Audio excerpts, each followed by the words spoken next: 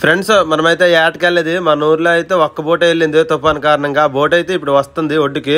అది ఏ విధంగా వస్తుందో ఒకసారి చూడండి, నేను చూపిస్తాను క్లియర్గా. ఎలాంటి చేపలు పట్టామని కూడా చూపిస్తాను వీడియోని అయితే.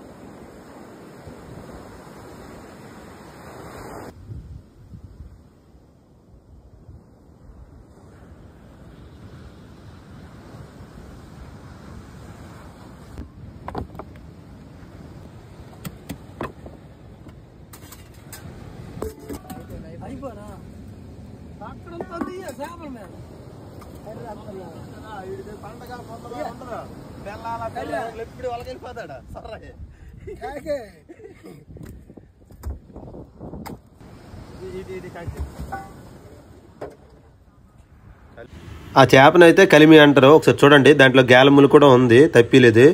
ఓకే ఫ్రెండ్స్, మన వీడియో నచ్చినట్టుకుంటే మన ఛానల్ లైక్ చేసి సబ్స్క్రైబ్.